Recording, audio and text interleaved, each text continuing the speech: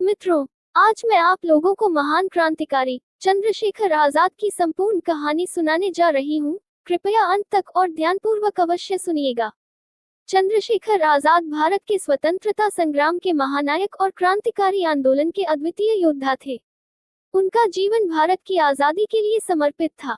उनका जन्म 23 जुलाई 1906 को मध्य प्रदेश के झाबुआ जिले के भावरा गांव में हुआ।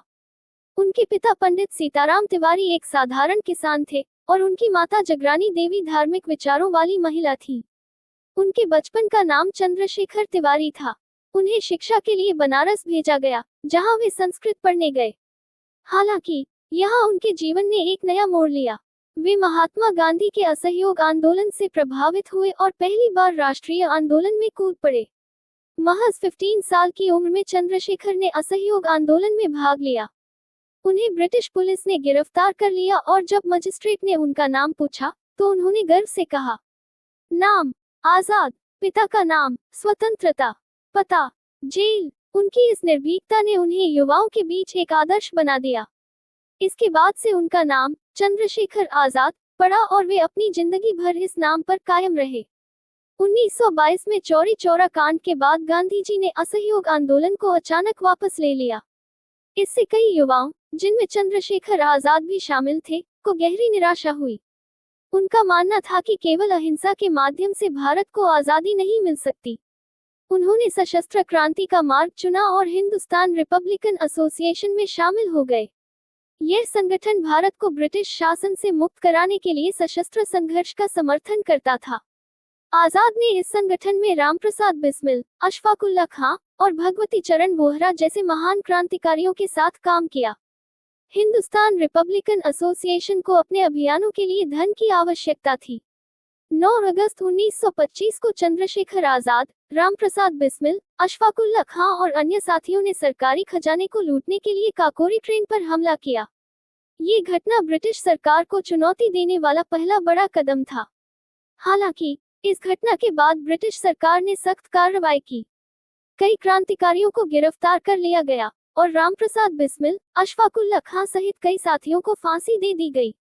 लेकिन चंद्रशेखर आजाद पुलिस से बच निकले और संगठन को पुनर्गठित करने का बीड़ा उठाया। हिंदुस्तान रिपब्लिकन एसोसिएशन के कमजोर होने के बाद चंद्रशेखर आजाद ने भगत सिंह, सुखदेव और राजगुरु जैसे युवा क्रांतिकारियों के साथ मिलकर हिंदुस्तान सोशलिस्ट रिपब्लिकन एसोसिएशन का गठन किया।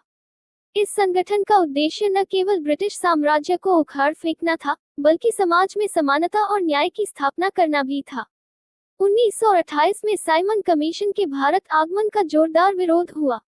लाहौर में इस विरोध के दौरान ब्रिटिश पुलिस अधीक्षक जेम्स ए.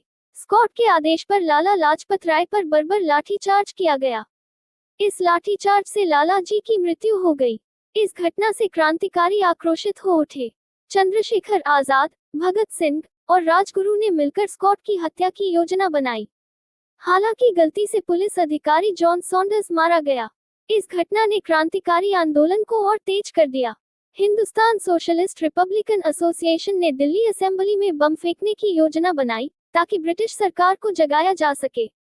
भगत सिंह और बटुकेश्वर दत्त ने ये बम फेंका और गिरफ्तारी दी। चंद्रशेखर आजाद ने भगत सिंह को जेल से छुड़ाने की कोशिश की, लेकिन योजना सफल नहीं हो पाई। 27 फरवरी 1931 को चंद्रशेखर आजाद इलाहाबाद के अल्फ्रेड पार्क, वर्तमान में चंद्रशेखर आजाद पार्क में अपने साथी सुखदेव राज से मिलने पहुंचे।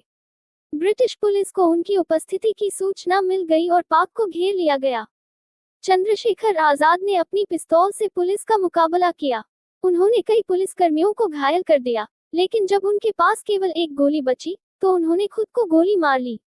उनका मानना था कि वे कभी भी जिंदा ब्रिटिश सरकार के हाथों में नहीं आएंगे। चंद्रशेखर आजाद ने अपने जीवन को देश की स्वतंत्रता के लिए समर्पित कर दिया। उनका साहस और बलिदान हर भारतीय के लिए प्रेरणा है।